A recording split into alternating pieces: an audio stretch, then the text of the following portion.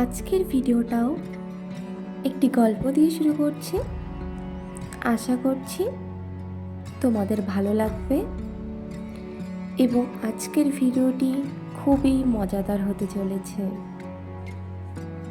তো hello everyone, DRP world YouTube চ্যানেলে তোমাকে আবারও জানাই স্বাগত। তুমি যদি আমার চ্যানেলে নতুন হয়ে থাকো তাহলে চ্যানেলটি প্লিজ সাবস্ক্রাইব করে পাশে থেকো, যাতে আমি নেক্সট ভিডিও আপলোড করার সঙ্গে সঙ্গে সেই ভিডিওটি তোমার কাছে গিয়ে পৌঁছয়। তাহলে শুরু করছি আজকের গল্পের মেইন টপিক। একটা গ্রামে থাকতো রাহুল নামের একটি ছেলে। ছেলেটা ছিল খুব স্বপ্নবাজ, কিন্তু ওকে নিয়ে সবাই হাসতো। কেউ বলতো ওর দ্বারা কিছু হবে না, কেউ বলতো ওর স্বপ্নগুলো পূরণ করা ওর পক্ষে অসম্ভব।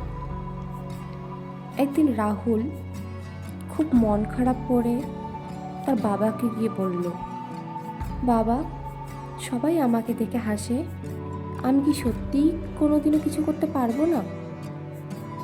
সেই কথা শুনে বাবা তাকে নিয়ে গেলেন একটি মাঠে। মাঠের মাঝখানে ছিল একটা পাথর। বাবা বললেন, এই পাথরটা দেখে তোমার কি মনে হচ্ছে?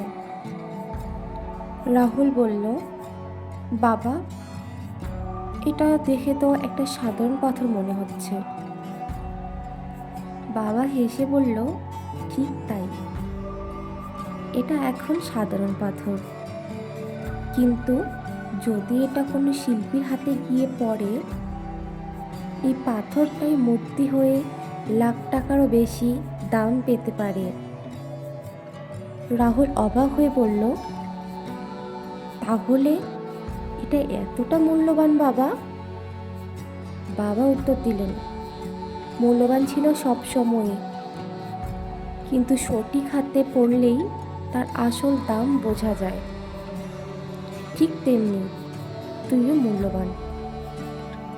মানুষ এখন না বুঝলেও তোর ভেতরের শক্তিটা একদিন সবাই দেখবে, যদি তুই নিজেকে বিশ্বাস করতে না ছাড়িস। সেই দিন থেকে রাহুল আর অন্যের কথায় ভাঙেনি।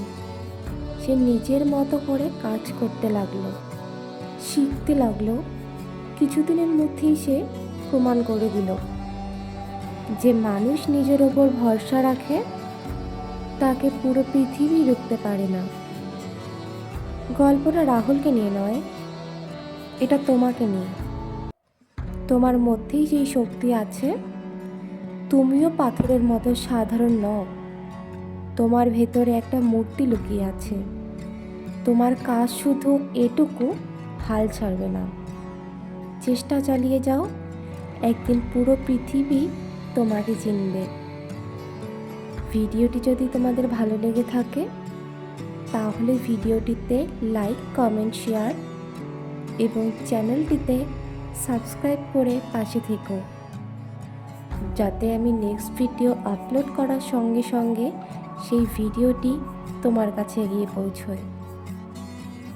আজ ভিডিও এই পর্যন্ত, দেখা হচ্ছে পরের ভিডিওতে। সবাই ভালো থেকো, সুস্থ থেকো।